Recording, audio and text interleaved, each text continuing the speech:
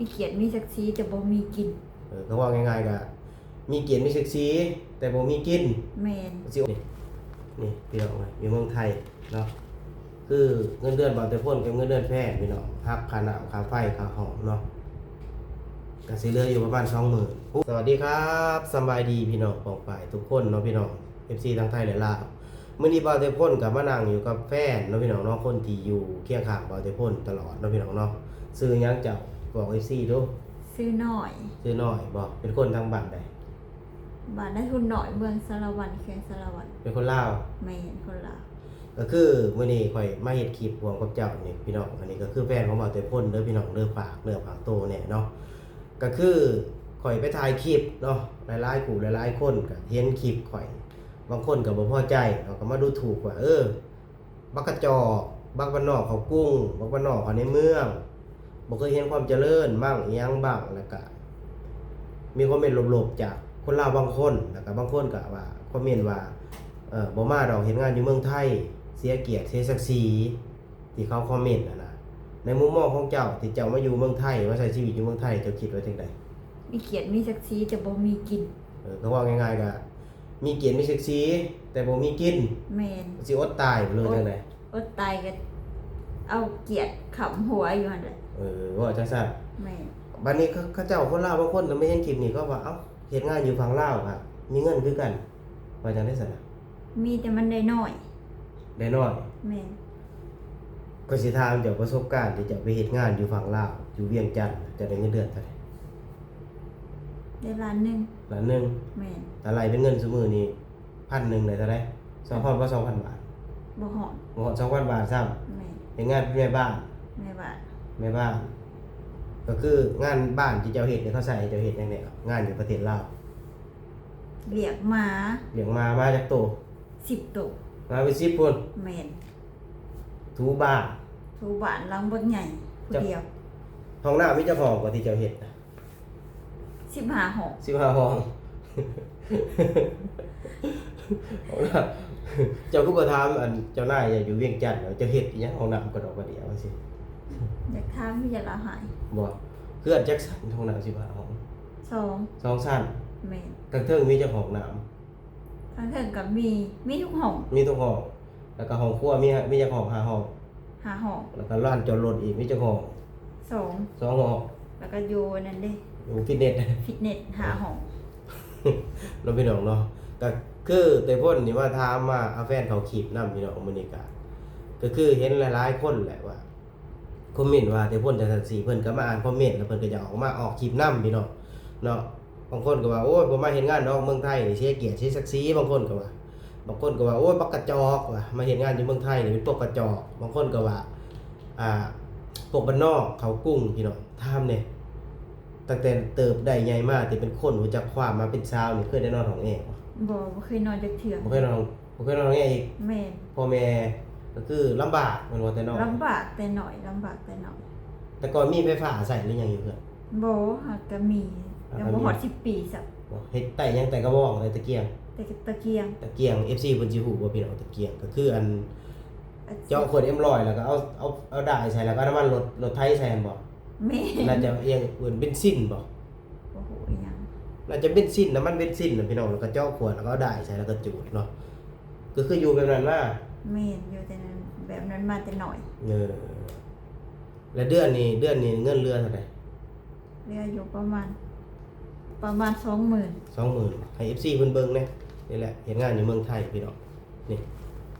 พี่น้องอยู่เมืองไทยเนาะคือเงินเดือนบ่แต่พ้นกับเงินเดือนแพทย์พี่น้องหักค่าน้ำค่าไฟค่าห้องเนาะก็สิเหลืออยู่ประมาณ 20,000บ่ว่า 20,000นี่ถ้าเงินบ้านเฮาเท่าใดตอนนี้โอ้โหก็ประมาณ12-13ล้านในมือ13ล้านตอนหายังน้อยไปเก็บกาแฟปีนึงก็ยังบ่ได้ซ้ํนี่ซับเก็บกาแฟเขาจ้างเขาเฮ็ดอะไรเขาจ้างอะไรได้เขาจ้างเป็นเดือนละ800,000เดือนละ800,000กีบไปเก็บกาแฟก็คือ FC เพิ่นไปเก็บกาแฟเนาะอยู่ไสก่อนจะไปเก็บกาแฟอยู่ปากซองเด่นดาวแม่นตื่นแต่จังโมงเก็บกาแฟตี3ลูกนึงข้าวตี3ลูกนึงข้าวแม่นตี3ลูกนึงข้าวแล้วไปเก็บกาแฟจังโมงไปเก็บกาแฟก็เฮาเฮ็ดกับข้าวแล้วเฮาก็กินข้าวกินหยังแต่งโตเฮาไป สวน ไปสวน แม่น เลิกจังโมงมาเนี่ย เลิก5 โมง โมงแรง แม่น เก็บกาแฟเงินเดือน800,000กีบ 800,000กีบถือว่าหลายเด้อยู่บ้านเฮาสมัยนั้น 800,000กีบแล้วก็สิเว้าซุมื้อนี่ก็พี่น้องบ่ฮอดล้านกีบ1,100ก็630,000เนาะประมาณ1,600-1,700นี่แหละต่อเดือน ก็คือเฮ็ดงานเป็นเดือนได้เงินเดือน1,000กว่าบาทความลำบากแต่น้อยนะแล้วพอมาอยู่เมืองไทยแล้วก็ชีวิตก็ดีขึ้น แม่นดีขึ้นหลาย ถามเนี่ยอันตอนที่เฮ็ดงานอยู่ลาวฮะเฮ็ดงานเป็นแม่บ้านนะเข้าให้เฮ็ดหยังในงานบ้านบอก เฮ็ดทุกอย่าง ทุกอย่างมีหยังแหน่ อย่าง เป็นแม่บ้านอยู่ลาวเฮ็ดหยังแห เป็ น่ นแม่บ้านอยู่ลาวเฮ็ดเลี้ยงม้า10 โตว ให้เขามาอาบน้ำให้มา อาบน้ำให้ม้าล้างรถ อืมรถจักรคัน3 รถ4 4บ่ 4 4คัน รถ4 คัน แล้วก็ห้องน้ำ พัก ปลูกผัก เกี่ยวข้าว เป็นแม่บ้านอยู่ลาว แม่น เกี่ยวเขาวนำก็มี เกี่ยวข้าวน้องก็มี แล้วก็ เจ้า ปลู ก็ ก ไปบ่แม่นเด้ ปลูกผักนำ ปลูกผักนำ โหดผักปลูกผักทูบ้านห้องน้ำก็15ห้องแม่นบ่เรือน2เรือน2สั่น15ห้องพี่น้องความลำบากแม่นบ่แรกๆก็อยู่ไปเนาะก็เริ่มแบบว่าโควิดเริ่มเปิดเนาะแล้วเฮาก็แบบว่าตัดสินใจโทรหาเจ้านายเก่าพี่น้องก็เจ้านายบอกว่าลงมาเลยช่วงนี้พี่ต้องการคนกันนี่แหละพี่น้องมาอยู่กันฮอด2 ปีเลยเนาะ2 ปีกว่าเนาะ 3 ปี 3 ปีแล้วบ่จนเฮาไปต่อพาสปอร์ตใหม่แล้วพี่น้อง เอาวีซ่า ต่อวีซ่าทำงานใหม่แล้วพี่น้องเลยจนได้ไปต่ออีกครบกำหนด2 ปีก็ไปต่อมากผมไปต่อมากพี่น้องเนาะก็จะเข้าปีที่3แล้วพี่น้องเนาะแสดงว่าที่เขาว่ามาเฮ็ดงานอยู่เมืองไทยนี่เสียเกียรติเสียศักดิ์ศรีนี่คือบ่เอาเกียรติศักดิ์ศรีแม่นบ่ บ่เฮาบ่เอา เอาเงินดีกว่า เอาเงินสุขสบายดีกว่าเฮาบ่เอาเกียรติเอาศักดิ์ศรีเกียรติศักดิ์ศรีกินแทนเขาบ่ได้ ผู้ใดมีเกียรติมีศักดิ์ศรีก็แบกไว้เนาะ แบกไว้อยู่หั่นแหละบ่ต้อง บ่ต้องมาว่า บ่ต้อ ง่าง ย มาบ่ต้องกินหยัง ๆเออ เอาเกียรติอยู่หั่นแหละ นี่แหละพี่น้องเนาะคนลาวที่มาเฮ็ดงานในเมืองไทย อันนี้ก็คือน้ำผักน้ำแห้งที่พวกเขา2คนเก็บเนาะสมมุติเดือนนี้บ่มีเอิ้นว่าหยังบ่มีภาระอีหยังเฮาก็ได้เก็บหลายแน่บางเดือนที่มีภาระก็เก็บน้อยลงพี่น้องก็ต้องขอบคุณประเทศไทยแล้วก็คนไทยหลายๆเด้อพี่น้องเด้อที่ซัพพอร์ตเตยพ่นทุกเรื่องพี่น้องนะอันนี้ต้องเว้าความจริงนะเพราะว่าสิเป็นการทำคลิปวิดีโอเฮ็ดคลิปลงช่อง YouTube กับ FC คนไทยก็เป็นกำลังใจให้หลายพี่น้องเนาะแล้วก็ FC ทางฝั่งลาวแน่เนาะพี่น้องเนาะก็เพิ่นก็ฮักแพงบ่เตยพ่นบางคนก็จดว่าอยากส่งเงินส่งคำมาให้อยากส่งของมาให้บางคนก็ถามเป็นห่วงเป็นใยพี่น้องบางเทื่อเพิ่นก็มาทักทายเห็นหน้าเฮาก็แบบว่าโอ้ดีใจพี่น้องเนาะก็คือนี่แหละพี่น้องอีกหนึ่งเรื่องราวที่เฮาอยากนำเสนอในมื้อนี้พี่น้องเกียรติศักดิ์ศรีกินเทินเขาบ่ได้เนาะอันนี้เฮาสิบอกความจริงเนาะในมุมมองของพวกเฮาเนาะบางคนว่าโอ้เกียรติศักดิ์ศรีพี่น้องยันเสียเกียรติยันอ้ายคล้ายขี้หน้ามาเป็นลูกน้องมาเป็นอันนั้นบางคนก็ดูถูกได้พี่น้องว่ามาเป็นขี้ข่อยขี้ขาคนไทยจังซั่นจังซี่คือแบบโอ้หลายเรื่องหลายราวพี่น้องบางเทื่อก็เตยพ่นเฮ็ดคลิปเนาะก็มาคอมเมนต์ว่าบ่าวเตยพ่นก็อย่ามาเห่าอย่ามาหอนเพิ่นว่าอย่ามาเห่าอย่ามาหอนบางเทื่อก็ว่าบักควายสารพัดสารเพเนาะพี่น้องเนาะที่เพิ่นคอมเมนต์ว่าบ่าวเตยพ่นเนาะเพิ่นเครียดเพิ่นสร้างหยังบ่าวเตยพ่นก็บ่ฮู้เด้พี่น้องมื้อนี้ก็เลยเมียเพิ่นก็เข้าไปอ่านคอมเมนต์เนาะแฟนบ่าวเตยพ่นก็เข้าไปอ่านคอมเมนต์แล้วก็มานั่งเฮ็ดคลิปมาถามเราอ้ายบ่เนาะอ้ายบ่ที่มีผัวแบบว่าถือเขาด่าจังซี่ถือเขาคอมเมนต์ บ่อาย ก็คือแบบก็ขอบคุณ FC ทางประเทศไทยเนาะพี่น้องเนาะแต่ว่าเงิน YouTube ก็พอได้พี่น้องก็พอได้อยู่พอได้ค่าห้องค่าน้ำค่าไฟเนาะบ่ได้หลายก็พอได้อยู่พี่น้องก็ขอบคุณอีหลีเนาะแต่ว่าคือเพิ่นที่บ่มักบางคนก็แปลว่าบ่มักประเทศไทยอยู่แล้วเนาะไม่เห็นคลิปของเฮาก็แฮงสร้างตืมคือ FC บางคนก็ว่าอย่าอวยประเทศไทยเกินไปเนาะพี่น้องก็อยากให้เพิ่นไปเบิ่งบ้านบ่าวเตยพ่นว่าสิ่งที่บ่าวเตยพ่นไปถ่ายคลิปที่บ่าวเตยพ่นไปนี่บ้านบ่าวเตยพ่นมีบ่เนาะก็อยากให้เพิ่นไปสัมผัสเบิ่งแล้วจังมาว่าให้บ่าวเตยพ่นพี่น้องอันนี้บอกความจริงเนาะบ่าวเตยพ่นท้าพิสูจน์เลยนะสิแตกต่างกันเลยนะพี่น้องนะแตกต่างกันเลยคือแบบว่าข้ามไปอีกโลกหนึงอีกมิติหนึงเนาะพี่น้องเนาะ ดินแดง มันก็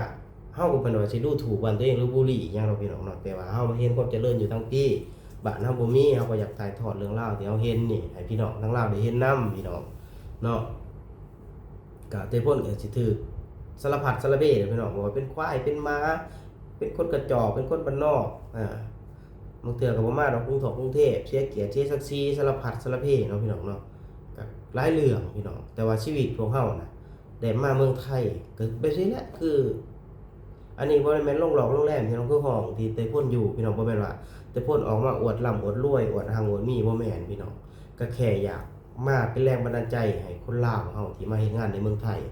ถ้าเจ้าตั้งใจทำมาหากินเนาะพี่น้องเก็บเงินเก็บค่ำเนาะซื่อสัตย์กับเจ้านายเนาะเอาความดีแลกเอาพี่น้องเนาะเจ้าก็สิได้สิ่งดีๆกลับคืนสู่โตเจ้าแน่นอนพี่น้องเนาะคือแอร์บางเทื่อก็บ่ได้เปิดดอกพี่น้องบางเทื่อก็เปิดร้อนแห้งก็เปิดเนาะพี่น้อง 2-3 ชั่วโมงก็ปิดก็เปิดพัดลมนอนเนาะพี่น้องเนาะก็จังซี่ล่ะพี่น้องคือเฮามาอยู่เนี่ยชีวิตเฮาก็ดีขึ้นแม่นบ่เฮ้ย แม่นดีขึ้นหลาย ดีขึ้นหลายเนาะเอาง่ายๆคือซุมื้อนี่อยากไปกินหมูกระทะก็กล้ากินแม่นบ่ แม่นตอนเฮาอยู่บ้านเฮาบ่ได้กินเฮาบ่ฮู้ว่าหมูกระทะคือหยัง โอ้โหหมูกระทะ ฮะ บ่ไปเฮ็ดงานอยู่เวียงต้มมาม่าห่อหนึงกินเบิดมื้อ กินเบิดมื้อประหยัด ประหยัดแห้งใส่ไข่ยังบ่กล้าเนาะ ใส่ไข่ยังบ่กันต้มน้ำกรอกใส่ น้ำก็ไปกินน้ำกอกพี่น้องบ่มีเงินซื้อน้ำสะอาดกินเพราะว่าอยู่ลาวหั่นบ่มีอัน มีตู้กรอก บ่มีตู้กรอกน้ำเลยพี่น้องอันนี้ว่าความจริงนะเงินบาทหนึงคือประเทศไทยนี่กรอกน้ำกินได้แต่อยู่ลาวนี่เงินบาทหนึงนี่หากรอกน้ำบ่มีพี่น้องสิมีเป็นแสนกีบก็หากินบ่มีดอกน้ำกรอกต้องไปซื้อน้ำเป็นตุกเป็นแกลลอนกินมีพี่น้องอันนี้คือว่าความจริงจากประสบการณ์ที่เฮาไปอยู่มากนะพี่น้องเนาะนี่แหละเกียรติศักดิ์ศรีพี่น้องเนาะแล้วแต่มุมมองไปของมันพี่น้องคือเตยพ่นนี่ทิ่มไปหั่นแหละเกียรติศักดิ์ศรีเพราะว่าหาเงินหาคำสร้างเนื้อสร้างโตเนาะคนไทยเพิ่นก็บ่เคยดูถูกเฮาเด้เนาะ บ่ ไทยเพิ่นก็บ่ได้ว่าเฮาจังซี่แต่ว่าเป็นคนลาวเพิ่นก็มาคอมเมนต์เนาะก็สร้างเพิ่นเนาะพี่น้องเนาะก็คลิปนี้วิดีโอนี้ก็ฝากไว้เพียงส่ำนี้เนาะพี่น้องเนาะก็จังไดก็ฝากกดไลค์กดแชร์กดติดตามให้กำลังใจบ่าวแต่พ่นเด้อพี่น้องเนาะนี่แหละคู่ชีวิตพี่น้องเอ้ยเพิ่นก็อยู่น้ำหลายปีนี่แหละทนทุกข์ทนยากนํพี่น้องเอ้ยก็อยากให้เพิ่นมีคือบ้านคือเมืองเพิ่นอยู่เนาะพี่น้องเนาะโอเคพี่น้องสำหรับคลิปนี้ก็สำบายดีพี่น้องสวัสดีครับ